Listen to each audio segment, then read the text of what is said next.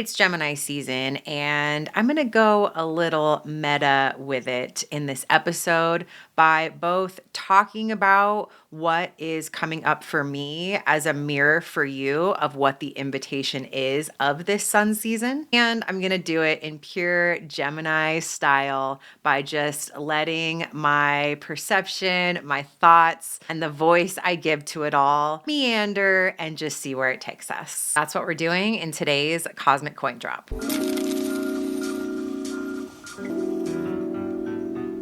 First, as I love to do, let's get to the basics of the building blocks of what this Gemini archetype is so that we can properly step inside of it and cut through any potential like pop culture programming we might be holding around it. Because Gemini is all about illuminating the blind spots, and this approach is super helpful to enter with more curiosity instead of starting from a more limited scope of what we're looking at here. So with Gemini, it is the air element expressing through the mutable mode. Air element, we're talking about the space of our thoughts, the intellect, the mental realm of existence. With the mutable mode, we're looking at this dynamic, cyclical, momentous process that happens in that space through blind spots getting illuminated or new ideas being presented to us that then enter the matrix of perceptions and thoughts that we're already working with to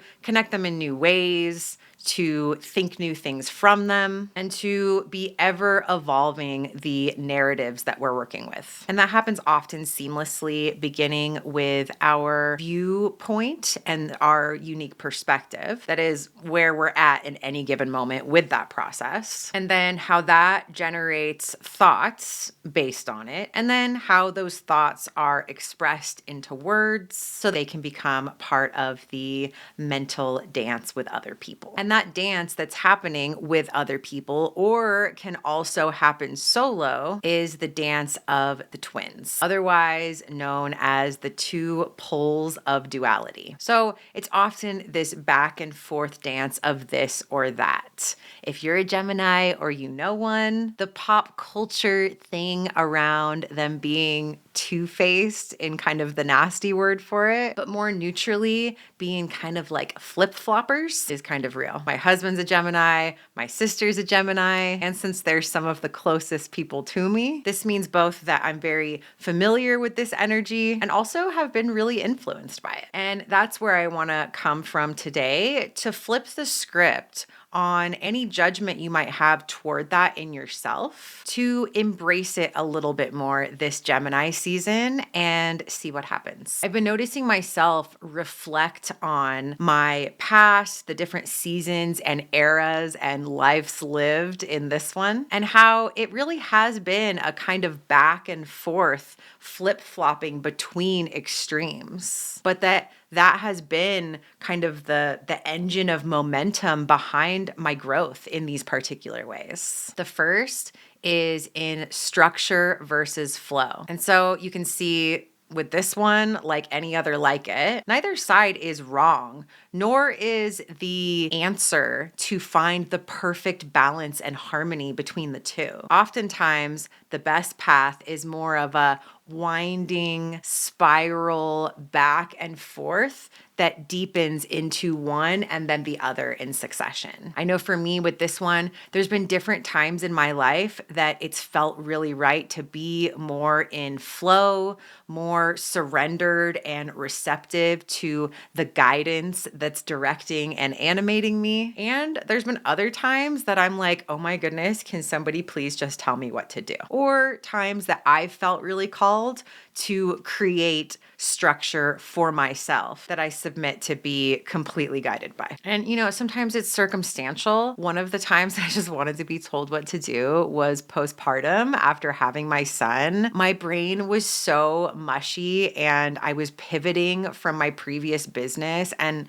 I just was not in the space to be in the driver's seat, like figuring shit out. So I took a contractor position for another company and totally thrived there. there until I felt the call to swing to the other side and enter that uncertain space of flow again. My next example is the flip flop in my life between youth and maturity. That's noteworthy because it didn't happen linearly. I first grew up really fast. At 19, I was in a super straight edge relationship that might as well have been a marriage. I bought a home. I was working at a mortgage company and basically acting like such a grown up at that young age. Then I entered into a kind of second childhood where I was living in a van, I was dancing, I was exploring my inner and outer worlds via psychedelics at festivals, and just like playing really hard. And,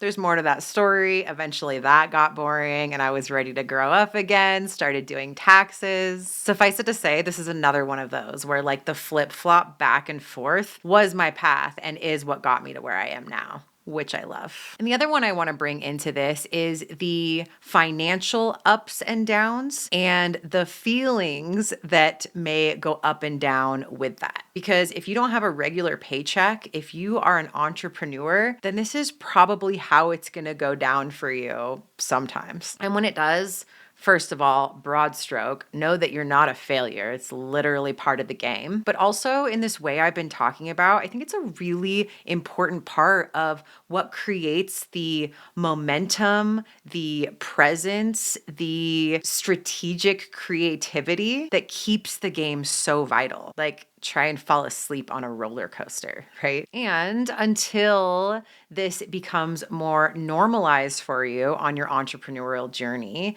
it can also come with some serious emotional ups and downs. And honestly, that's okay too, because it's the gratitude at the top that keeps us going in one way and the oh shit at the bottom that motivates us in a very different way. And I really believe, and you may find if you think back with this lens, that it happens like that to support us. Just like the waves of light or energy vibrating, we too are riding these ups and downs in these different ways as a kind of alignment with a natural phenomenon. That's the stuff of, vitality. It's really all there is. And yeah, maybe we find relative peace and stability in one area to be able to give more of our focus and bandwidth into the more extreme waves of another. But I think that's all part of this perfect symphony as well. And so during this Gemini season, when you find yourself particularly whipped around, see if you can find the settle that's available in just accepting whatever part of the wave you're on. Because the freshness that Gemini brings into the equation is what makes these waves of life and business so fun to ride.